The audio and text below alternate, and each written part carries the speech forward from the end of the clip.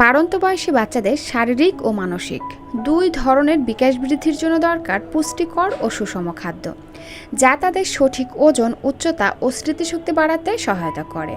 তো আজকের পর্বে তেমনই 3টি পুষ্টিকর, স্বাস্থ্যকর ও মজাদার খাবার রেসিপি নিয়ে হাজির হয়েছি।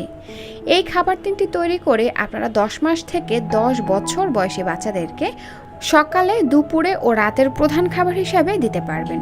খাবার 3টি খুবই সহজপাচ্য, বাচ্চারা খুব সহজে হজম করতে পারবে, সেই সাথে পর্যাপ্ত পুষ্টির চাহিদা পূরণ হবে এবং বাচ্চাদের দ্রুত ওজন বৃদ্ধি পাবে এবং স্মৃতিশক্তি বাড়াতে সহায়তা করবে।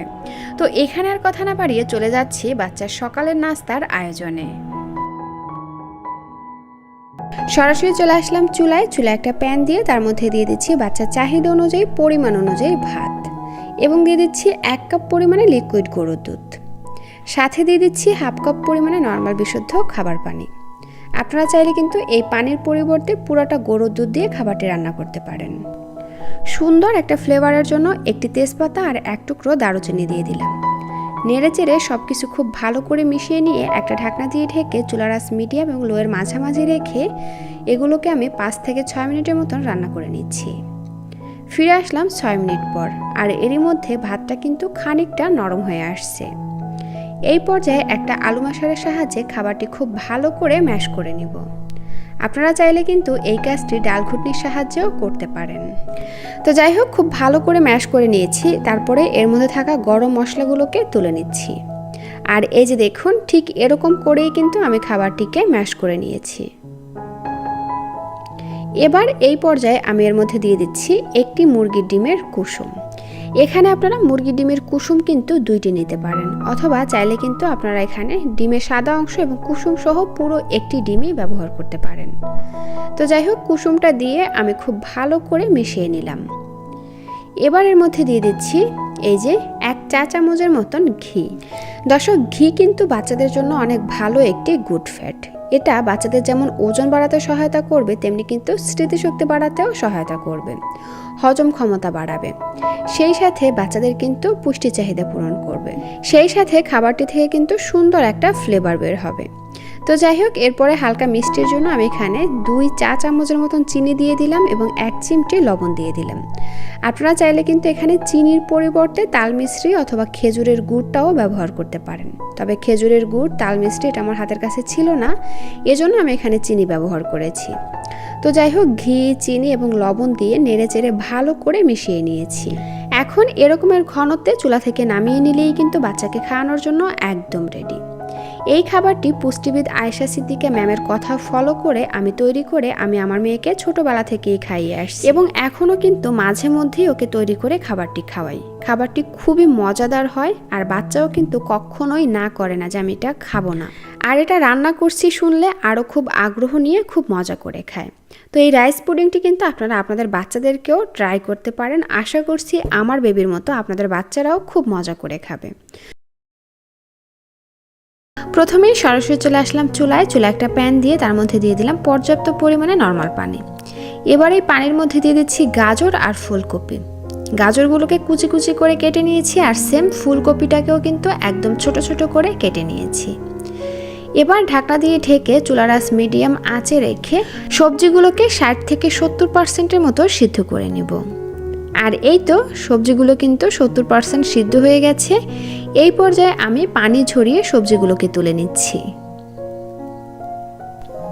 আমি প্রায় 3 থেকে 4 মিনিটের মতন সবজিগুলোকে সিদ্ধ করে নিয়েছি। তো যাই হোক, এবার এটাকে একটা সাইডে রেখে আবারও চলে আসলাম চুলায় একটা প্যান দিয়ে তার মধ্যে দিয়ে দিলাম পরিমাণ অনুযায়ী সরিষার তেল। এখানে সরিষার তেলের পরিবর্তে আপনারা চাইলে কিন্তু ঘি অথবা বাটারও ব্যবহার করতে পারবেন। এরপরে এর মধ্যে দিয়ে দিচ্ছি চিকেনটাকে কিন্তু যথাসম্ভব কুচি কুচি করে আমি কেটে নিয়েছি। আপনারা চাইলে কিন্তু পাটার উপরে রেখে পুতা দিয়ে এভাবে ছিঁচে নরম করে নিতে পারেন। এই যে দেখুন, আমি ছুরি দিয়ে কেটেছি, সেটাও কিন্তু একদম কুচি করে নিয়েছি। এবার এর মধ্যে দিয়ে দিচ্ছি খুবই সামান্য পরিমাণে জিরার গুঁড়া আর সামান্য পরিমাণে গোলমরিচের গুঁড়া, সাথে দিয়ে দিচ্ছি স্বাদ অনুযায়ী লবণ আর এইটুকু পরিমাণে আদা এবং রসুন পেস্ট। এবার এই চিকেনগুলোকে ভালো করে ভেজে নিব, ততক্ষণ পর্যন্ত ভেজে নিব যতক্ষণ না পর্যন্ত চিকেনটা একটু লাল হয়ে আসে। এই তো চিকেনটাকে প্রায় আমি 1 থেকে 1.5 মিনিটের মতন ভেজে নিয়েছি। এই পর্যায়ে আমি সিদ্ধ করে রাখা সবজিগুলোকে দিয়ে দিচ্ছি। তারপরে চিকেনটার সঙ্গে খুব ভালো করে ভেজে নিচ্ছি আরও 2 থেকে 3 মিনিটের মতন। আর দর্শক, আমি কিন্তু এখানে মশলার পরিমাণটা খুবই কম ব্যবহার করেছি। আপনারা কি পরিমাণে সবজি আর চিকেন নিচ্ছেন সেটা বুঝে কিন্তু মশলার পরিমাণটা কম বেশি হবে। তো যাই হোক, সব কিছুকে আমি আরও 2 থেকে 3 মিনিটের মতন খুব ভালো করে ভেজে নিয়েছি। এবার এগুলো সিদ্ধ হওয়ার জন্য দিয়ে দিচ্ছি 1.5 কাপ পরিমাণে নর্মাল বিশুদ্ধ খাবার পানি। এখানে 1.5 কাপেরও একটু কম পরিমাণে পানি রয়েছে। তো যাই হোক, এখন হচ্ছে ঢাকনা দিয়ে ঢেকে এটাকে আমি আরও 4-5 মিনিটের মতন রান্না করে নিচ্ছি। ফিরে আসলাম 5 মিনিট পর। এরই মধ্যে কিন্তু ঝোলটা অনেকটা শুকিয়ে গেছে এবং চিকেন আর সবজি খুব ভালো করে সিদ্ধ হয়ে গেছে। এই পর্যায়ে আমি এখানে নিয়েছি এইটুকু পরিমাণে চালের গুঁড়া। এবার এর মধ্যে কিছুটা পরিমাণে পানি দিয়ে গুঁড়াটাকে খুব ভালো করে গুলে নিচ্ছি। গুলে নিয়ে এই তরকারির মধ্যে বা এই চিকেন আর সবজির মধ্যে দিয়ে দিচ্ছি। তারপর নেড়ে চেড়ে ভালো করে মিশিয়ে নিয়ে আরও 1 মিনিটের মতন জাল করে নিচ্ছি। আর এই তো 1 মিনিটের মতন জাল করে নিলেই দেখবেন এটা কিন্তু এরকমের ঘন হয়ে আসছে, অর্থাৎ ঝোলটা অনেকটা গাঢ় হয়ে আসছে। এই পর্যায়ে আমি চুলা থেকে নামিয়ে নিচ্ছি। আর বাচ্চাকে খাওয়ানোর জন্য কিন্তু এখন একদম রেডি। এই তরকারিটা কিন্তু গরম ভাত, খিচুড়ি কিংবা পোলাওর সঙ্গে খুব ভালো করে জমে যাবে এবং বাচ্চারাও খুব মজা করে খাবে।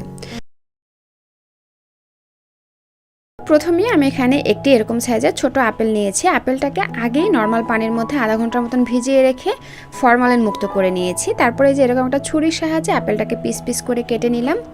এবার একটা গ্রেটারের সাহায্যে আপেলটাকে গ্রেট করে নিচ্ছি। আপনারা চাইলে কিন্তু এখানে আপেলটাকে গ্রেট করার পরিবর্তে ব্লেন্ডারে দিয়ে ব্লেন্ড করেও নিতে পারেন।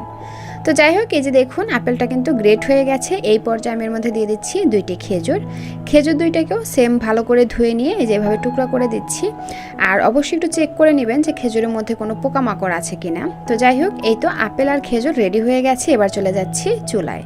চুলায় একটা প্যান দিয়ে তার মধ্যে দিয়ে দিলাম এইটুকু পরিমাণে ঘি। এখানে ঘিয়ের পরিবর্তে আপনারা চাইলে কিন্তু বাটারও ব্যবহার করতে পারবেন।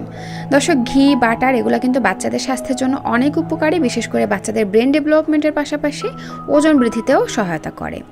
তো যাই হোক, ঘি গলে আসার পরে আমি এই যে এর মধ্যে দিয়ে দিলাম এই যে এইটুকু পরিমাণে ওটস।